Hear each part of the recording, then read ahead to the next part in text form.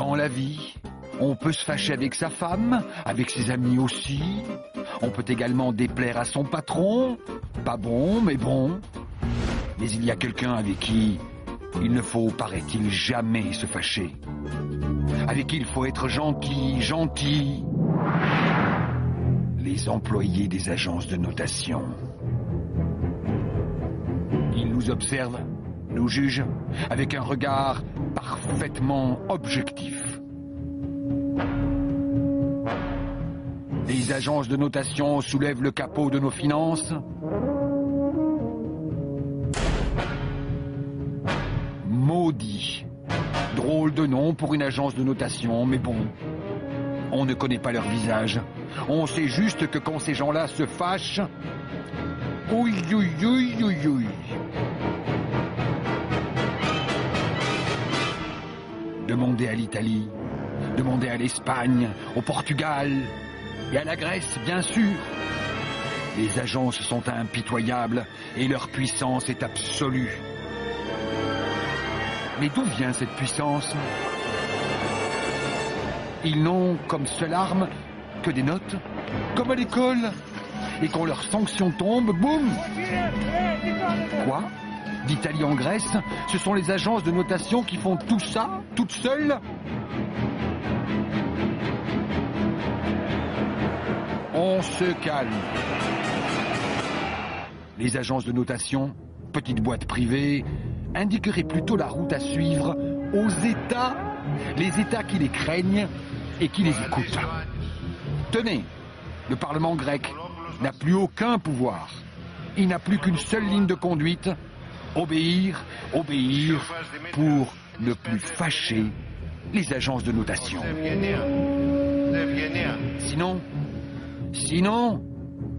Sinon, les agences de notation indiqueront qu'ils sont bidons et qu'ils ne peuvent rembourser leurs dettes. La Grèce ne pourra donc plus emprunter, ou alors avec 20% d'intérêt. Rien que ça. Selon les agences de notation, les Grecs avaient trop de fonctionnaires, trop de professeurs et d'instituteurs, des retraites encore trop hautes, des indemnités chômage également, et leur note, cette note des agences a dégringolé du triple A au triple C. Oh la honte! À cause de ce triple C, voilà les Grecs coincés. Mais s'ils virent 2 fonctionnaires sur 3, s'ils demandent à l'école publique de privatiser, s'ils privatisent aussi la santé, s'ils remontent l'âge de la retraite à 70 ans, ben voilà, c'est pas difficile de leur faire plaisir aux agences de notation. Bon, bien sûr, socialement, ça, c'est la Grèce. Mais nous, en France, on risque rien. On attend l'hiver bien au chaud avec notre triple A.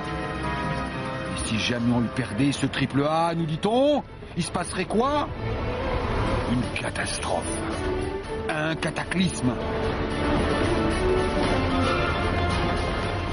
Regardez les Grecs et faites gaffe. Il ne faut pas les énerver. Nous ferons tout et nous mettrons tout en œuvre pour ne pas être dégradés. Alerte! Alerte! Mettre tout en œuvre plutôt que de les fâcher, j'ai compris! Il paraît même qu'au sommet de l'État, ils pensent plus qu'à ça. Tenez, notre président, pendant les contractions, il n'a pas pu s'empêcher de venir dans la salle de travail avec un dossier sous le bras. C'est dire si c'est du sérieux. Mais ici, en France, on sait comment faire pour garder son triple A. Non-remplacement d'un fonctionnaire sur 2, c'est bon ça. Des classes à 40, des amphis à 200, c'est bon aussi. Surtout, ne pas toucher au salaire de ceux qui se lèvent tôt. Excellent pour la notation. Et l'hôpital public, il voudrait pas non plus. Il faut qu'il se sacrifie aussi.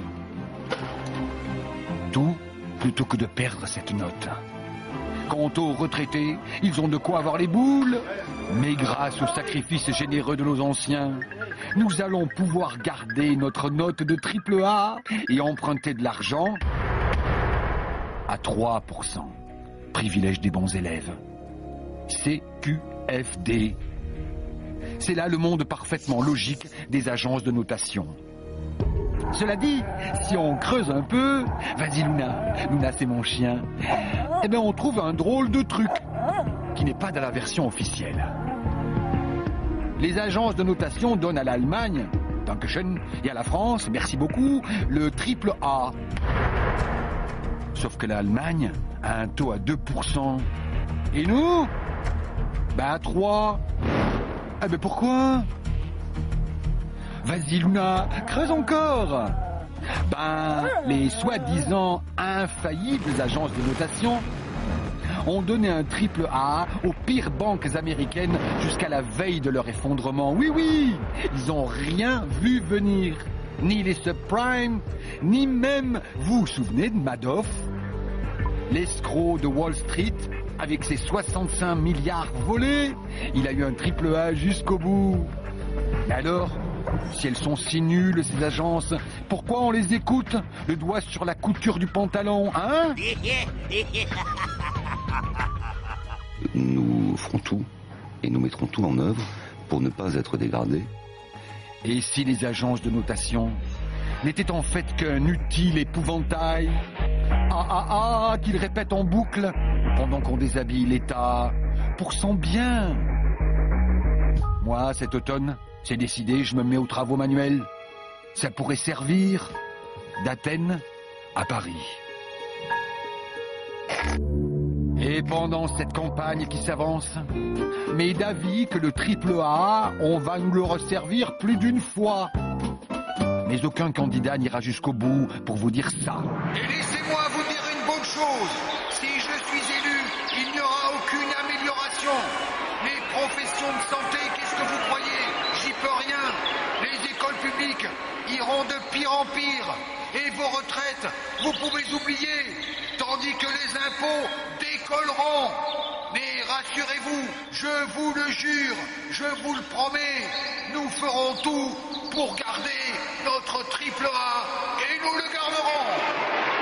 Et cette chronique, les agences de notation, elles lui mettent combien? Ah non, c'est juste leur rire. Ou pas. Le 11 avril 2003, Xavier Flactif, sa femme Graziella et leurs 3 enfants, Sarah